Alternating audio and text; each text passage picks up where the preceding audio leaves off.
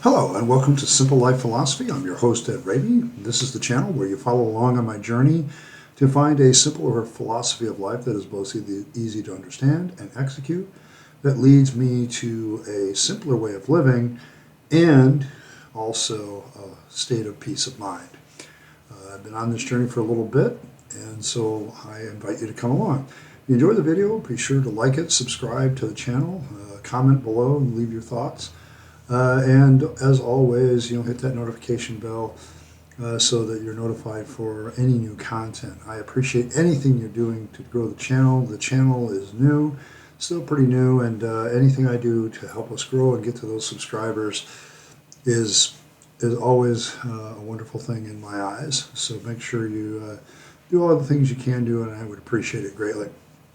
Today, I'm going to review a book that I've actually been engaging in some of the videos on the channel for quite some time, and that is How to Be a Stoic by Massimo Pigliucci. Massimo Pigliucci. The book is 278 pages. That, of course, includes the index, bibliography. So actually, it's a little bit shorter than that if you take away some of the introductory pages and some of the exit pages, including a reading list. So there's it's a nice little sized book. The book is published by Basic Books out of New York. And I bought mine off Amazon, so I'm sure you can probably get it there as well. I want to do an outline of the book and then just kind of giving you the basics of what he kind of goes over. And then I want to give you some of the positives and some of the negatives. Okay, but the basic outline of the book, he starts off with a couple of chapters where he introduces why he became a Stoic himself. And then the second chapter is why he is using Epictetus pretty much as the guide throughout the rest of the book, because Epictetus is kind of the first Stoic that we have a lot of writings on, and so and tends to be very practical. So he talks about his own journey. He talks about why he engaged Epictetus as he was engaged in some of that journey, and why he uses it throughout the book. And then he divides the remaining 12 chapters, there's 14 chapters. The remaining 12 chapters are divided into three parts, which are disciplines, basically, of Stoicism, because he talks about, the garden analogy of things that you should have desire in, what are we trying to do here, and, how do we respond to externals and things like that. So he deals with a lot of very good concepts here, and dividing it in first to the discipline of desire, where we ask the basic question, what should we desire, what should we want, and what should we not want? Okay, asking a simple question, how do we control our desires? And this is where he talks about some things are in our power and some things are not. Some things are just the way it is, natural order, so you have to accept the natural order and work within it. And then he talks about a few other things in some of the other chapters. The second part is called the discipline of action.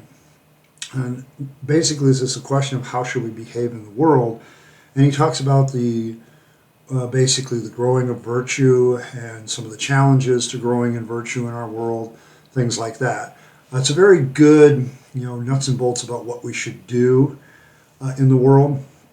Whereas the first part is, what is our attitude? The second discipline focuses on what our proactive actions should be. And then he talks about the last one, which is the discipline of assent. And assent means, we're reacting to, how should we react to the world doing stuff to us? So basically the book is broken into three parts where we talk about what we should desire.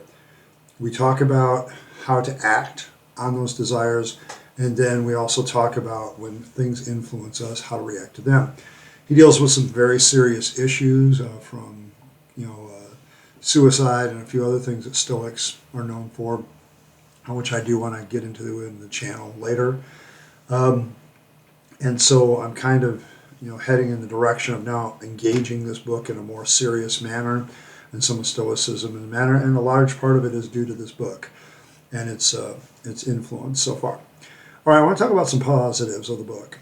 Number one, the outline is solid. He kept it very simple, but very to the point. I think the idea of desire, action, and ascent is very, very good. The chapters in it really flow from one to another, so the outline is really, really solid. I enjoyed reading the book. I didn't find it hard to follow. That's kind of the second positive. It was very easy reading. If you're a graduate of high school, probably, or maybe even a little less, maybe a 10th grader or so, you can probably read this with fairly effective ease if you're a good reader. So, I mean, he uses a few words that are probably philosophically loaded, but he also gives the definitions of what he means. So, not a difficult book to read. I really found it very enjoyable to read. It was very smooth reading. He's definitely had his editors and stuff go over this. So, it's just a very well-written book. The third thing I would say, in addition to the outline being solid and it being easy reading, it does exactly what it says it is doing. It is telling you how to be a Stoic. It's not going too deep into that. What it's saying is this is a very practical book in the sense that it is giving you the how-to.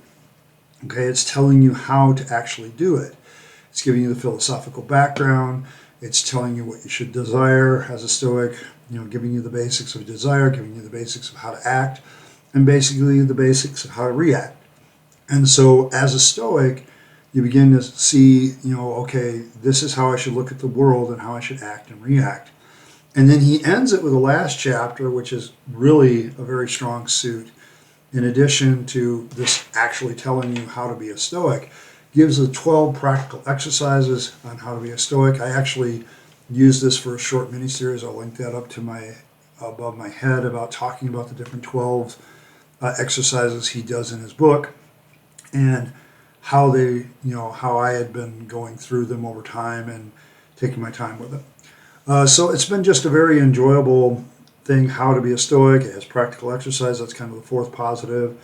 And it really just kind of, if you want an introduction to Stoicism, both intellectually and practically, this is your book right here. Just get this one. This is also probably, if you're interested in Stoicism, this is actually a pretty good introductory book to Stoicism too, because it kind of hits all the highlights of Stoic philosophy. I mean, later on, you're probably going to want to actually read the Stoic writers and maybe some other modern Stoics, kind of get a grip on some of the other things. But it was just a very enjoyable book to read, and I found it very practical. Okay, lastly, are there any negatives to the book? I would say there's two. One, if you're looking for a deep analysis of Stoicism, this isn't it. Okay, it's not so much a negative as I'm telling you what the book is. The book is an introduction to Stoicism and how to be one. It is not going to take you deep into the Stoic philosophy where you have to really wrestle with very nuanced ideas. It's not going to do that. It's very much a basic beginner's guide to being a Stoic. And so that could be looked at as a weakness if you're looking for more, but he kind of overcomes that weakness pretty much by saying, hey, here's a bunch of other books on Stoicism you can read. And so he does have a reading list, which I thought was very, very nice. I actually used it to grab a couple extra books, which I'm going to read in the future, but I think he overcomes that weakness of not being in debt by saying, hey, there's other people to read, and I can give you some guidance on where to go with that. The other thing is, as much as I love the 12 practical exercises that he gave, and I did go through them and engage them, I really felt, how can I put this? I really felt that could have been a book all by itself, okay? There was just so much there, and he covered it so quickly. And like every paragraph that he does on an exercise, like each exercise had maybe one or two paragraphs, I really felt that each one of those exercises could have been a chapter all of its own of trying to say why this exercise is important, different ways to do it. I don't know if it had been as thick or as big as this book, but it seems like you could have done a companion book of the exercises.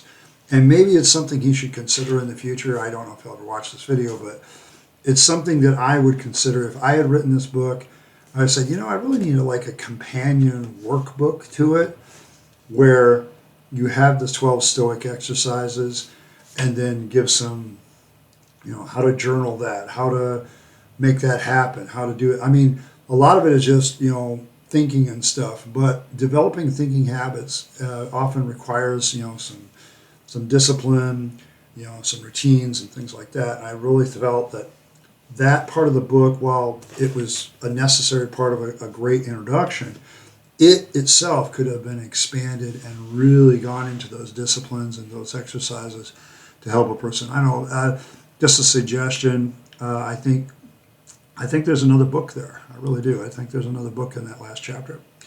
What rating would I get it? Out of 5 stars, I probably give it a 4.5. Other than a few little things, just so you know, I very rarely give a 5 on any rating that I've ever done, even on various reading sites where they ask for you to rate a book. But I give this one a 4 out of 5 because it does exactly what it says it does. It's very easy to read. It's a good read. It's a simple read. I'm a good reader, and I read this in about, I don't know, probably 5 hours. From cover to cover, because it's, the print isn't that small, and it's just a nice read. And if you're a good reader, you can cover it in an afternoon. If you're not so good a reader, it might take you a couple days. It's just not that in depth where you have to, really struggle with it. I'm sure there's probably an audio version, but I really felt this book deserved a 4.5 out of 5. Just other than I think there's another book in the 12th chapter, and if you're looking for a little bit more depth, you kind of take that away from the book. It's not going to meet your needs. I would recommend this book to anybody who is interested in basic understanding of Stoicism and how to begin practicing being a Stoic. If that's your desire, this book is right up your alley. This is exactly what you need. If you're looking for, let's say you've been a practicing Stoic and you're looking for more depth into Stoics understanding, if you're looking at a hard look at some of the hard issues, this is not your book. It's a good introduction, but it's not going to take you into the depths of Stoic philosophy. So that's who I'd recommend. If you're interested in being a Stoic or interested in Stoic philosophy and you want to learn how to practice it and begin to practice Stoicism, this is your book. How to Be a Stoic, Massimo Pigliucci. Get it. Okay, get it. I can highly recommend it. Well, thank you for stopping by. This has been Simple Life Philosophy. I've been your host, Ed Raby. Just a reminder, to like the video if you liked it, share it, subscribe to the channel, comment below, and hit that notification bell if you've already subscribed so you can get new content as it is released. I appreciate every person that makes the effort to help me grow this channel. I really do want to grow this channel and reach a larger and larger audience because I think some of the message that I have and some of the desires I have, I think resonate with a lot of people. And, just creating a community where we can bounce ideas off each other, find ways to get things done quicker and faster, think about ideas. That's kind of what I'm trying to create here. So if that's up your alley, if that's the kind of thing that you want to be a participant in, subscribe to the channel and hit that notification bell and make sure you comment because I always appreciate comments. Thank you very much once again for stopping by. I hope this video has in some way helped you understand a little bit more about the simple philosophy of life that you're looking for. It maybe led you into a book, this one, that may help you to understand Stoicism a little bit better and how to practice it and find a way to concentrate your life and simplify it through practice of Stoicism. Thanks for stopping by. I appreciate you, and you have a great, great rest of your day.